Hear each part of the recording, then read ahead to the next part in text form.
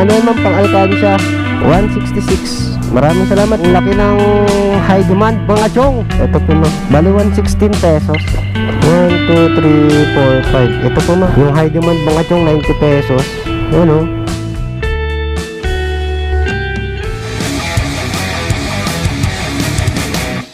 And what's up sa inyo mga chong? Good afternoon, good afternoon. Well, sa araw na ito ay babiyahe na naman tayo sa Lalamove mga chong. So titignan natin kung magkano kikitain natin ngayong araw as a part-time Lalamove rider.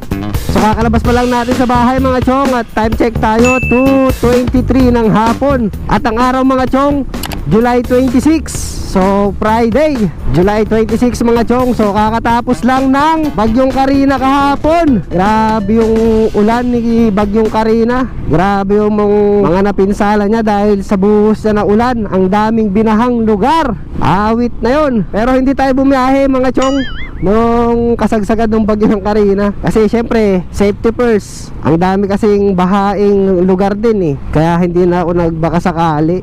Kasi last year yung mga ibang nagdaan na bagyo, madalas akong nababalahaw dati niyan eh, dahil sa mga baha, iikot ka ng malayo. So nung Bagyong Karina, hindi na ako nag-risk para bumiyahe pa. So ngayon lang ulit tayo babiyahe mga chong after ng bagyo. So kita nyo naman, lumabas na si Haring Araw. Salamat naman at umalis na si Bagyong Karina. At makakapagbiyahe na ulit tayo sa Lalamove. Alright, so meron na tayong first booking mga chong. Puntahan muna natin sa pick up location, Pasong Tamo, papuntang Caloocan South. Let's go. Alright mga chong, dito na tayo sa ating pick up location. Tao po, Lalamove po. Ano po yung dadalhin ko dun ma'am? Ay okay, sige ma'am. Yung pamasahe po doon na lang. Sige po, salamat po. First item mga chong, yan, magnet, Pasong Tamo, papunta ng Caloocan South. First booking natin mga chong, tignan nyo yung pamasahe, 203 pesos. Ang laki ng high demand mga chong. Yan o, 107 pesos. Pero dapat yung pamasahe lang nito ay 96 pesos. Pero yung high demand niya 107. Doble. Para na tayong naka-double booking mga chong sa unang biyahe natin, Pasong Tamo, papuntang Caloocan South. So sa may ano lang to mga chong, bagong baryo, malapit lang, bungad lang siya ng Caloocan South mga chong. So check natin kung masasabayan natin ang booking. Sana may makuha tayong kasabay. Kung wala, edi di-deliver pa rin natin to. Hindi naman natulugi eh, kasi 10 kilometers away lang, papuntang Caloocan South. Tapos meron na tayong 203 pesos kaagad. All goods. So update na lang mga chong, let's go. Ma'am Yana po. Opo. Okay lang ma'am, sige, okay lang po. Pang ano yan ma'am, pang Alcancia. Pang Alcancia. Kasi hindi kami nakapagpapalit pa eh. Okay lang, sige po. Double check nyo na lang din. By 100 naman yan kasi 100 po ito, dalawa. Okay. Pero check nyo muna kuya bago kayo malis. Sige po ma'am. Bilahin ko po muna. 10, 10 yan. Ay ito pala 10. 10. Apo. 10, 20, 30, 40, 50, 60, 70, 80, 90, 100. May 20, 10, tsaka 5. 40, 50, 60, 70, 80, 90, 100. 200. Yun, 203. Salamat po ma'am. Alright mga chong, item drop off. First booking, pang gasolina, pang Alcancia. Hindi, wow. 203 pesos. Ching ching ching, binamano. Alright, hanap na kagad tayo ng second bookings mga chong, let's go. A few moments later. Alright mga chong, dito na tayo sa second bookings. Grabe yung pamasahe mga chong, Caloocan South papuntang Diliman, bagong Barrio West papuntang Diliman, 166 pesos. Doon na yung bayad ma'am? Okay, salamat.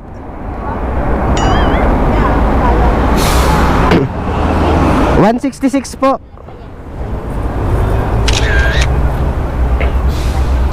Alright mga chong, second bookings.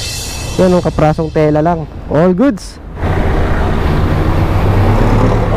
166. Maraming salamat po.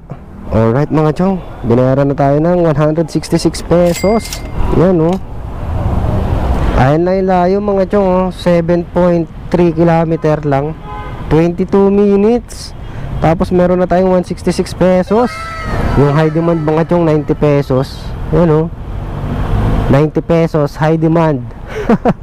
Grabe yung high demand ngayon, ang lalaki. So hintay tayo 5 minutes. Sana may makuha pa tayong bookings papuntang Diliman. Update na lang mga chong kung makakuha tayo. Kung wala, re-recta na natin to. Second bookings, kahit single booking lang, all goods. Let's go.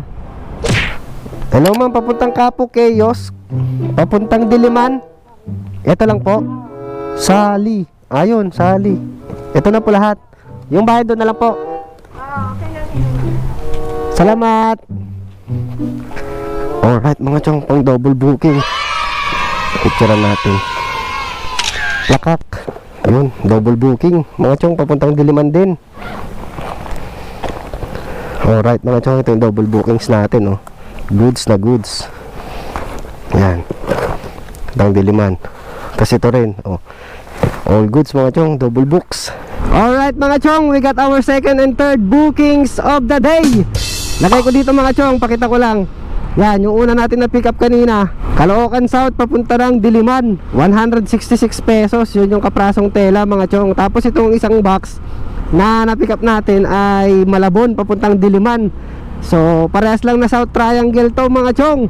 Magkalapit lang, Diliman. At ang bayad sa atin dito mga chong ay 116 pesos. So andito lang tayo somewhere in Bagong Barrio West. Malapit lang to mga chong. At meron lang tayong travel time na 25 minutes with 7.5 kilometers. Friday nga pala ngayon mga chong, kaya pala ang daming bookings at ang dami ng high demand surcharge. Halos lahat ng bookings. Sana all Friday and katapusan. Alright, so deliver na agad natin to mga chong. Let's go. Alright mga chong, andito na tayo sa ating drop off point. Babayaran niyo kuya? Ay, kay Ma'am Bina? Bayad na sir. Galing ng kay Ainsley, South Caloocan. Wala na sir. Ito lang. Ito lang sir, napunit na. Picture ko lang bossing Yan. Okay na bossing, salamat. Alright mga chong, item drop off. Second bookings. Pack, complete. Pack, hora.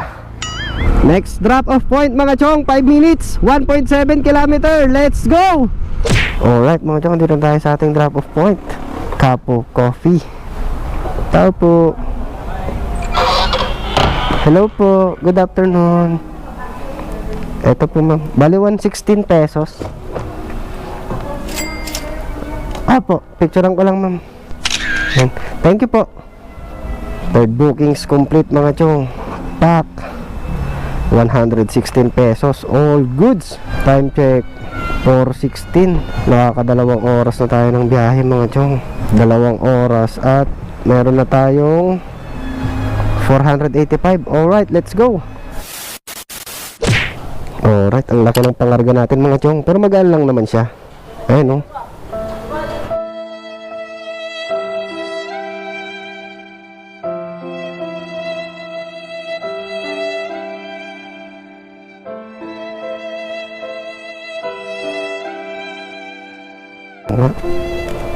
item pick up mga chong, pang-apat na bookings.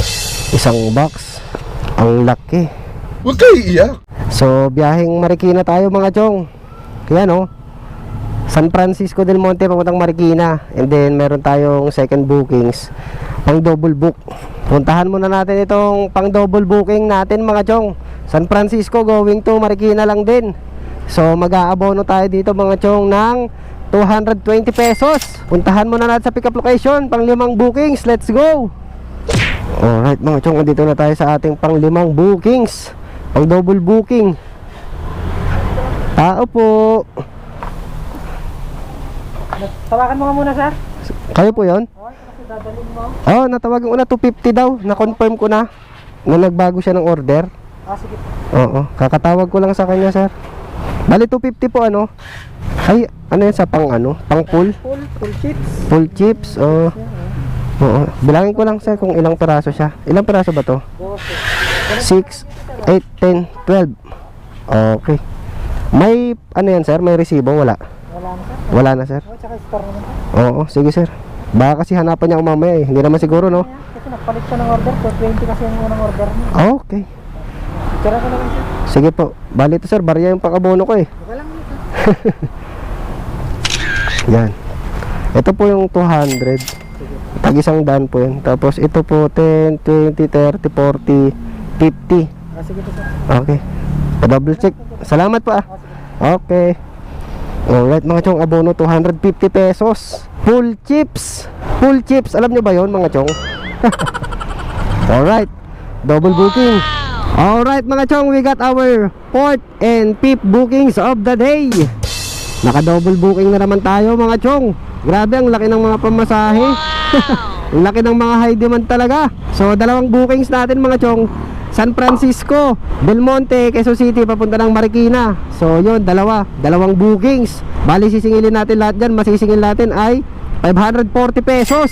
Kasi itong malaking box, isasarado 300 na daw yung pamasahe niya. Tapos, yung isa abono, 240 pesos. So, isang biyahe, papuntang Marikina, 540. So, meron tayong travel time mga chong na 44 minutes with 13 kilometers. Time check 5:06. Yan, sana bago mag alas 6 matapos na natin tong dalawang bookings na to. Pang-4 at pang-5 bookings. Friday, grabe, sobra rin yung traffic. Ang lalaki ng mga fare, high demand, ang daming bookings. Pero, traffic naman siya.